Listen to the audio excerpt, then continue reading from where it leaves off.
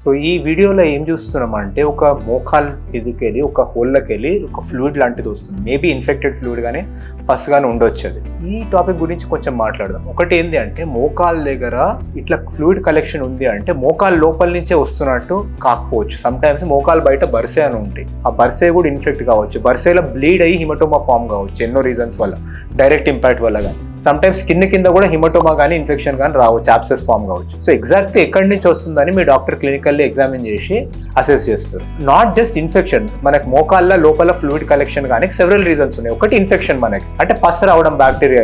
One more thing ఏంటి అంటే లోపల బ్లీడ్ అవ్వచ్చు. సో బ్లీడ్ ఎందుకు అయితే దెబ్బ తాకి మనకి లోపల కార్టిలేజ్ దెబ్బతిన్నా, ఫ్రాక్చర్ అయినా, లిగమెంట్ టేర్ అయినా బ్లీడ్ అవుతుంది joint. So bleeding is one of the reason. Some times వేరే మెడికల్ ఇష్యూస్ ఉంటాయి, లైక్ యూరిక్ యాసిడ్ ఎలివేట్ అయ్యి మనకు ఒక గౌట్ అనే రియాక్షన్ ఇస్తుంది అది. సో దానివల్ల కూడా నీ స్వెల్ అయ్యి ఇది రావచ్చు. సమ్ టైమ్స్ కీళ్ళవాతం ఉంటుంది, రుమటాయిడ్ ఆర్థరైటిస్, ఇటువంటి వాటిల్లో కూడా రావచ్చు. సో ఎగ్జాక్ట్లీ ఏం ఫ్లూయిడ్ ఉంది అనేది మీకు ఆ నీ జాయింట్లోకి వెళ్ళి కానీ లేదంటే ఆ బర్సాలకి వెళ్ళి కానీ ఆస్పిరేషన్ అంటారు, అంటే నీడిల్ పెట్టి తీస్తే కానీ చూడంగానే కూడా చాలా మటుకు అర్థమవుతుంది అది బ్లడ్ పస్ అని. ఎన్నోసార్లు దాన్ని ఫ్లూయిడ్ ని ల్యాబ్కి పంపిస్తారు టెస్టింగ్ కి, సైనోవియల్ ఫ్లూయిడ్ అనాలిసిస్ అంటారు. దాంట్లో ఎగ్జాక్ట్లీ డయాగ్నోసిస్ తెలుస్తుంది మనకి. సో నీ జాయింట్ లోపల ఇన్ఫెక్షన్ అయ్యిందంటే దాన్ని సెప్టిక్ ఆర్థరైటిస్ అంటారు. బయట యూజువల్లీ అయ్యిందంటే ఆబ్సెసెస్ ఉంటాయి మనకి ఇవన్నీ. సో ఎటువంటి ఇన్ఫెక్షన్ ఉన్నాడు అంటే మనకి ఇన్ఫెక్షన్ ఉన్నట్టు కన్ఫర్మ్ అయింది, పస్ ఉంది అంటే మనకి ఎమర్జెన్సీగా సర్జరీ చేయాల్సి వస్తుంది, డ్రైన్ చేయాల్సి వస్తుంది, అయితే ఓపెన్ కానీ త్రూ ఆర్థ్రోస్కోపిక్ కానీ. ఇక్కడ పస్ ఉంది అంటే దానివల్ల మనకి యూజువల్లీ ఒక సెప్సిస్ కి సోర్స్ అది. సెకండ్ థింగ్ దాంతో ఫాస్ట్ కార్టిలేజ్ చనిపోతుంది అండ్ అన్బెరబుల్ పెయిన్ ఉంటుంది. సో ఎటువంటిది లోపల కలెక్షన్ ఉందో దాన్ని